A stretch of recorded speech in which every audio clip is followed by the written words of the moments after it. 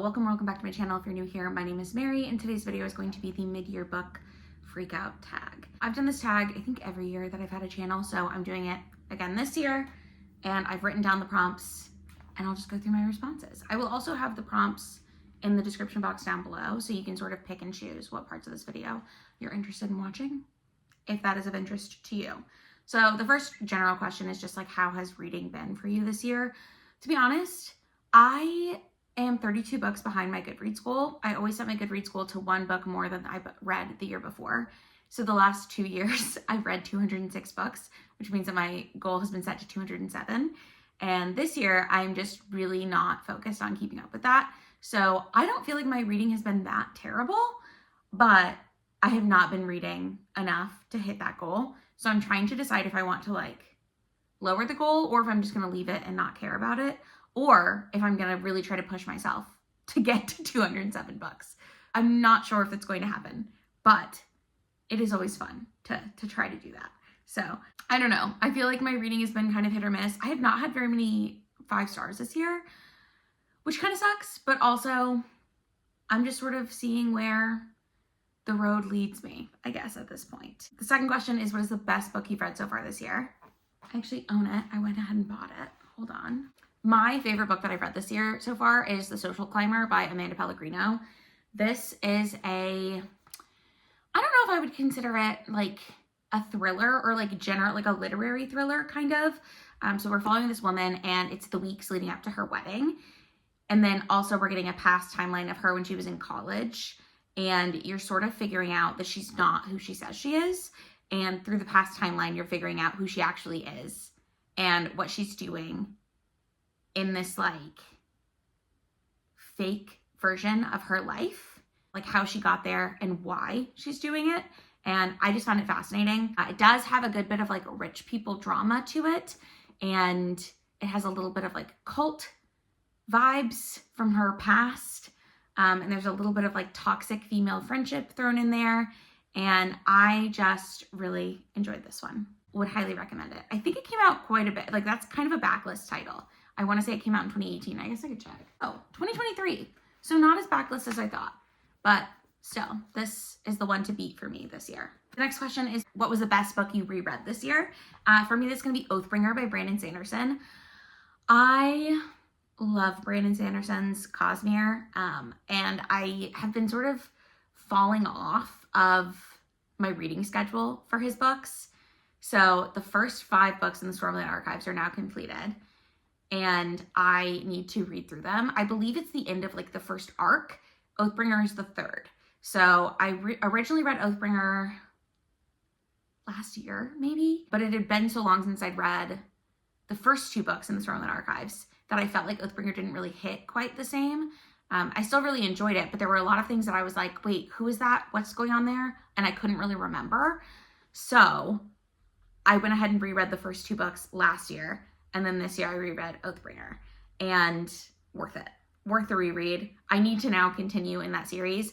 But if you don't know, the Stormlight Archives is part of Brandon Sanderson's greater Cosmere, which is his world that connects all of his book series, or a lot of his book series, I should say.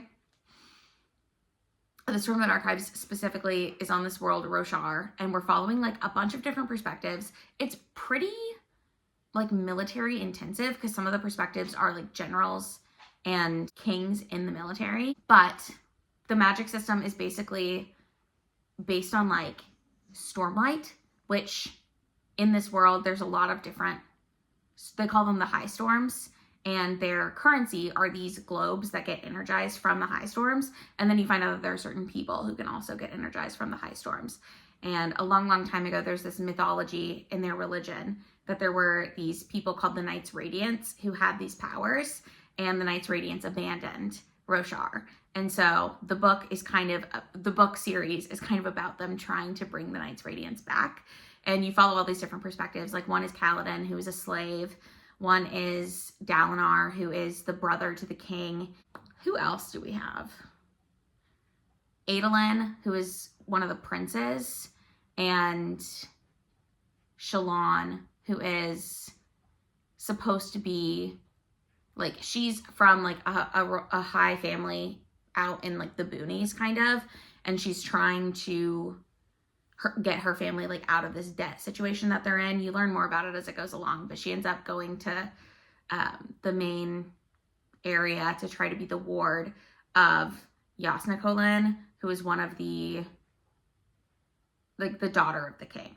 I hope I'm explaining all of this right. I don't really think I am, but anyways, there's a lot going on, which is why I had to reread it, but I'm so glad that I did. The next prompt is the best sequel you've read so far this year. For me, I'm going to say The Long Game by Rachel Reed. I read both Heated Rivalry and The Long Game this year. I also read Game Changers. I listened to it as an audiobook. I do not recommend going that route. The audiobooks are so bad. I don't know. I don't really want to like shit on the voice actor any more than I feel like I already have, but it's just so unpleasant to listen to him. And I think there's a different one for later books, but I stopped listening to them after I listened to the first one because it was that bad. But I also watched the Heated Rivalry show, which is why I decided to pick up the books. And I have only read those 3. So I have not read like Role Model or Tough Guy or any of the other ones. I do plan to at some point, but my top priority was reading The Long Game pretty much. And to do that, I wanted to read the other books that had also already been adapted. So that's what I did. If you don't know, this is a like rivals to lovers male romance series. Follows Ilya and Shane. Ilya is a Russian guy who comes to the U.S. to play hockey. He comes to the U.S. Shane is a Canadian hockey player, and it's in like a fictional version of the NHL. And basically they're like the number 1 and 2 draft picks their year.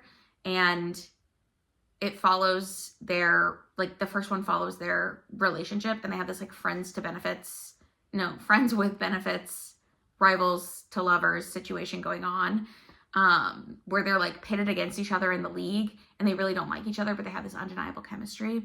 So it's good. I really like it. They're very steamy romances. If you've seen the show, it's pretty much like beat for beat. There actually are some differences between the book and the show, but I don't really mind them. And then The Long Game is the next like book that they're going to adapt. And I think the way they did this first season of the show was they adapted Game Changers, which is a different couple. Scott Hunter, who's a different hockey player, and his love interest is this guy Kit, who works at a yogurt store or a smoothie place. Anyways, I think they're going to adapt The Long Game and include one of the couples from the other books the same way they did Scott and Kip. But Ilya and Shane, their like story in the first book, Heated Rivalry, is like years of their lives, like almost a decade, I think. I think it's 2008 to 2017. So it just spans a long period of time. And then The Long Game is a shorter period of time post Heated Rivalry. So I loved it. I'm so glad I read it. New release that I haven't read yet, but I want to. I have 2. First is Hayden Panettiere's memoir, which is called This Is Me, A Reckoning. I loved Hayden Panettiere back in the day. I was a big fan of Heroes. She played the cheerleader on Heroes. Loved that show. I also really liked the Bring It On that she was in. Thought that was a good movie. There's a couple other things that she's been in that I was like really into. Ice Princess, I think, is one that she was in, where she played like an ice skater with Michelle Trachtenberg. I believe that's correct. Don't quote me on that, but I think she was in that. She was just like very it for a minute, and then she ended up married to a Ukrainian boxer, I think, and I want to say she like moved to Ukraine, and she has kids now, but she had some sort of drug issues or something. I don't know. I haven't read the memoir, but I would like to read the memoir because I believe she no longer has custody of her children. So I'm very curious. Oh, she was also like the kid in Remember the Titans. Like she's been acting since she was a baby. And child stars, as we've learned in recent years, or maybe we've always known this since like Drew Barrymore's time, but like they tend to go through at least a rough patch, if not like it ruins their whole life. So I'm very curious to see what she has said in her memoir. I do like a celebrity memoir. I've learned, I used to like to read memoirs of people I didn't know, but now I find that more boring. So I'm excited that there's a memoir of someone that I'm familiar with. But the second one that I have is More Than Enough by Anna Quindlen, which came out in March. And this is just like a literary fiction contemporary book about a high school English teacher in a book club. And so I think the main reason that I'm interested in this one is because I'm currently reading Miller's Valley by Anna Quindlen, which came out 10 years ago, and I'm really enjoying it. So I like her writing style, and it's made me interested in picking up more from her backlist, and then also I saw that this book came out this year. And so I'm curious to see, what else she writes. Next prompt is, what is your most anticipated release for the second half of the year?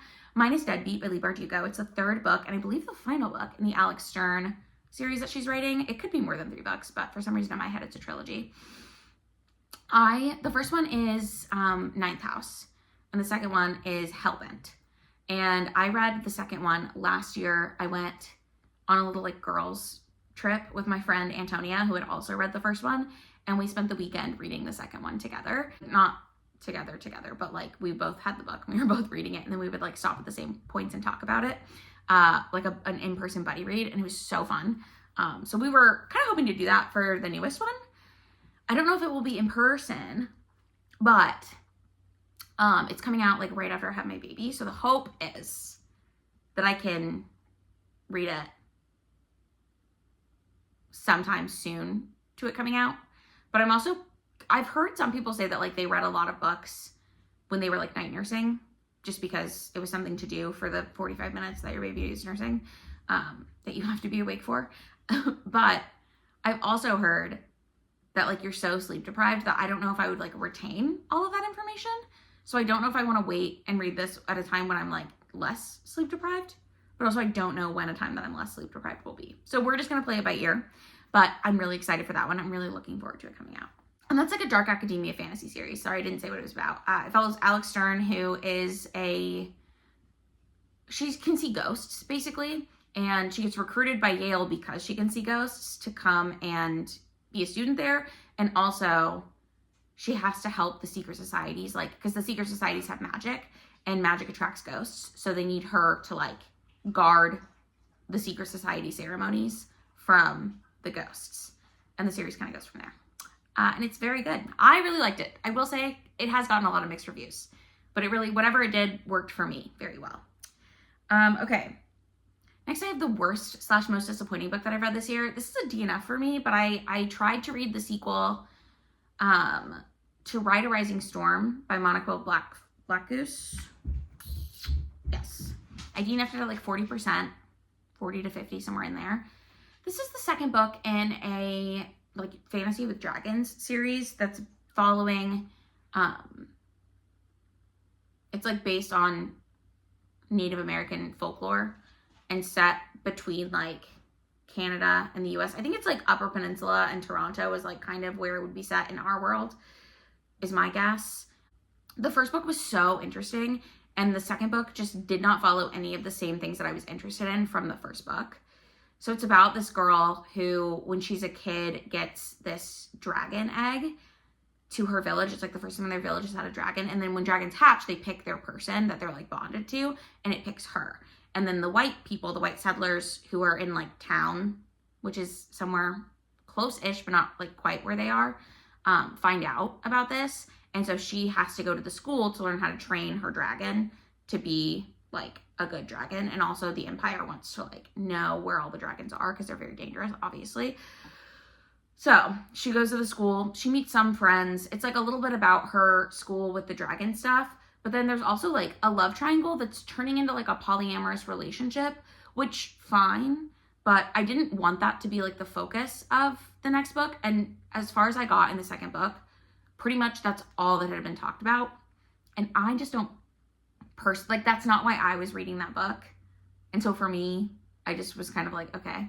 It was just very boring. A lot of conversations about, important conversations probably for somebody, about consent in a relationship and how polyamory works at this girl's tribe and all of that stuff. But I wanted to learn about the dragon and what the dragon was going to do. I wanted there to be a further plot, and it didn't really feel like the plot was going anywhere.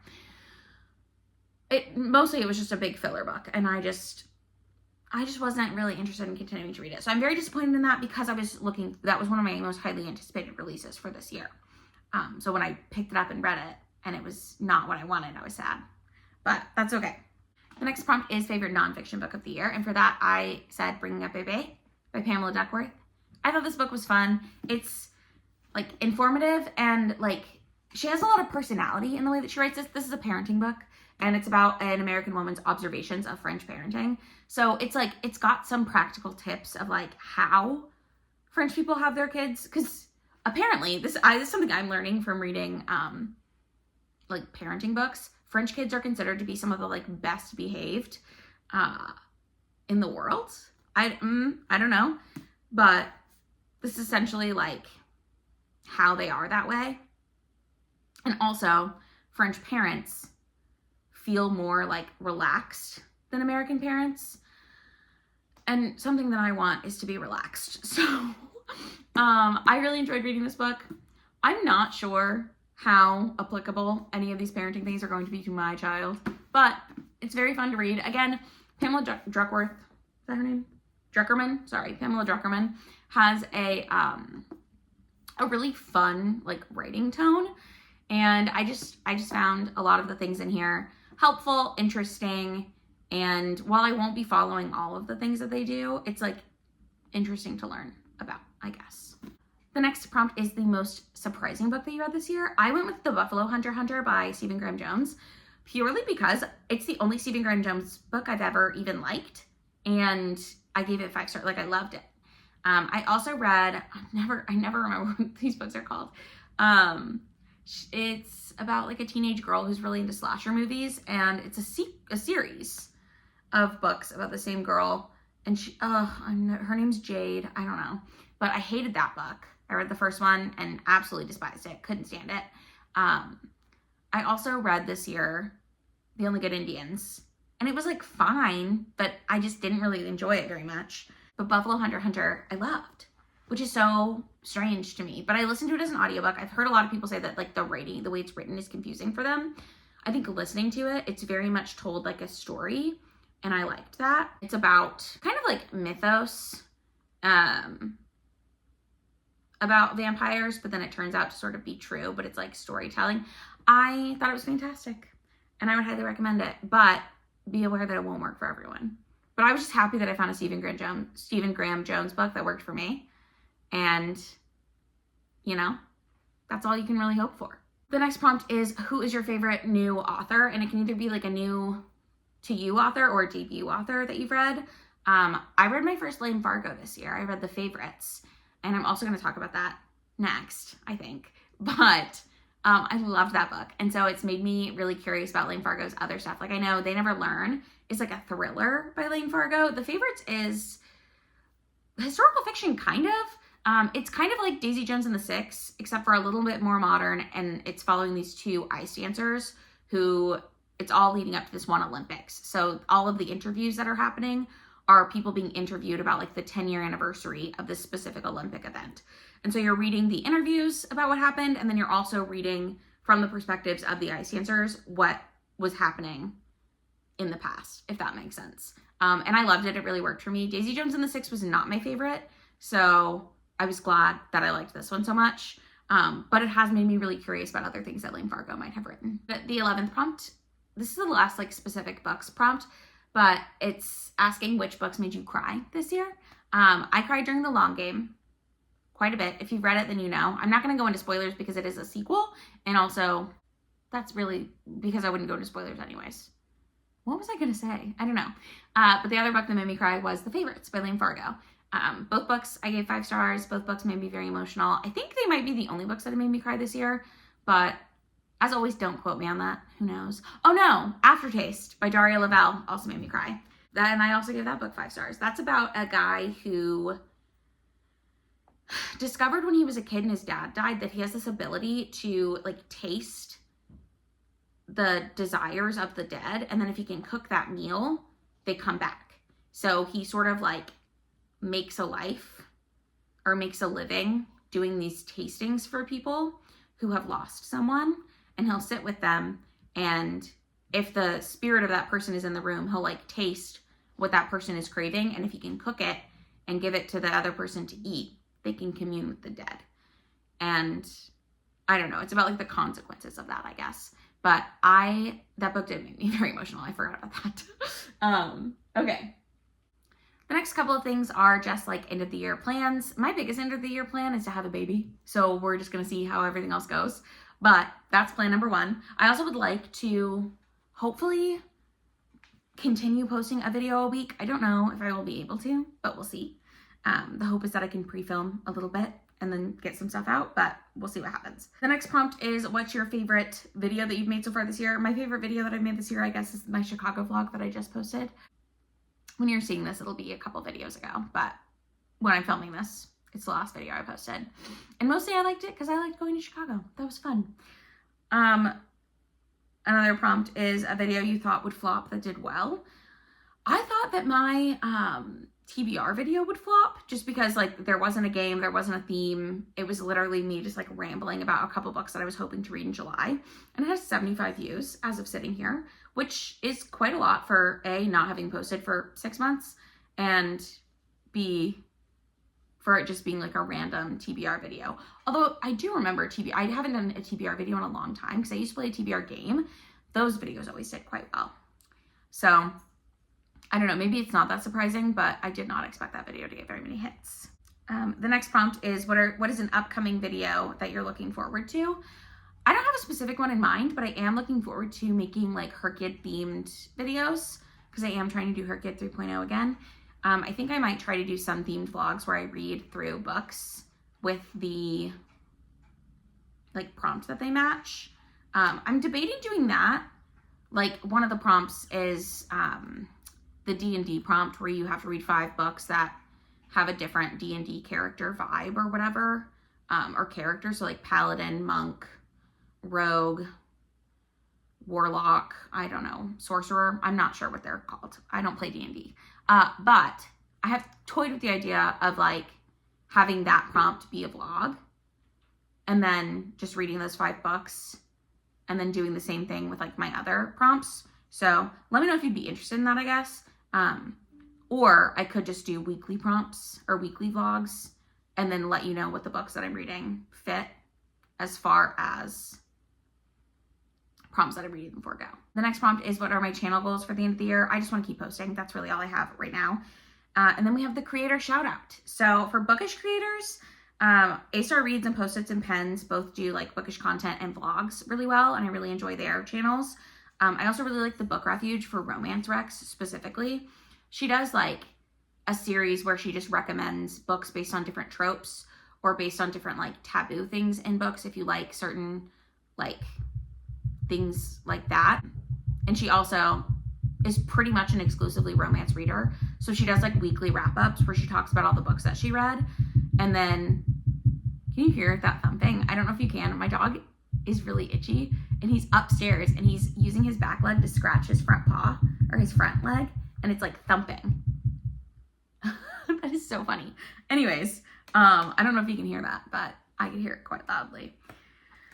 So yeah, Jen from the Book Refuge is great if you have like specific romance things that you like. She also recommends fan fiction, which I haven't seen other people do necessarily. So if you're interested in that, she's got you covered. And for other content that I like to watch cooking videos. So Merle O'Neill does vegan cooking videos. She sometimes like recreates food, but veganizes it. Sometimes she does like vegan struggle meals, which I always think is fun, where people comment like what they eat, like their vegan girl dinner or vegan struggle meal. I'm not vegan, but I think it's very interesting to watch. Mandy in the Making is another favorite of mine. She's currently doing a series called 50 States, 50 Plates that my husband and I are watching together, where she goes through and they like pick out of a jar every week what state they're going to, and then they make like a classic dish from that state. Like they had Florida recently and they did key lime pie and Cubans. And it's just fun. I don't know. I like watching it. I like watching her expand her palette. And I just think she's a hoot. And then struggle meals, I also like a lot. He talks a lot about how to like pinch dollars and like stretch ingredients and make simple things cheaply that like aren't boring, which I appreciate as a person who doesn't like to spend $200 on groceries, especially right now. But those are my favorite cooking channels at the moment. Makeup wise, I'm really enjoying Morgan Turner, who I've watched for years, and then Julia Adams MUA, who I've also watched for years. Julia Adams is a makeup artist, thus MUA. And she does a lot of like testing makeup and trying it and like not necessarily tutorials, but like watch her apply it. Maureen Turner does more like reviews and a lot of comparisons. So if you're curious about a product, but you don't know if you have something similar, she will let you know if you have something similar because she has everything. She's the most makeup of any person I've ever seen, but it is her job. I don't know. I really enjoy both of them. And then for movie content, I like Spooky Astronauts and Amanda the Jedi. Spooky Astronauts primarily does horror and thriller and disturbing movies. And then Amanda the Jedi kind of does like anything and everything. And I like both of their reviews. I don't know. I like to watch reviews of movies to decide if I want to watch them, which Spooky Astronauts is good for because she doesn't do spoilers in most of her videos. And then I also like to watch deep dives of movies that I've seen. And I feel like Amanda the Jedi does a really good job with her like thorough deep dives and recaps and different things. And she also always tends to know some of the like drama about what happened behind the scenes of a movie, which I find fascinating. So those are my channel recs. That's it for the mid-year book freak out tag. Let me know in the comments down below if you've read any of the books that I talked about in this tag and how you felt about them. Also feel free to answer the prompts below. If you've made a video for this tag, tag me in it or link it below and I will watch it because I think it's interesting to watch other people's answers to the same questions, I guess, and see what other people are reading. But that's it for me. If you like this video, give it a thumbs up. If you'd like to, you can subscribe to my channel. I do try to post every week, and I will see you in another video very soon.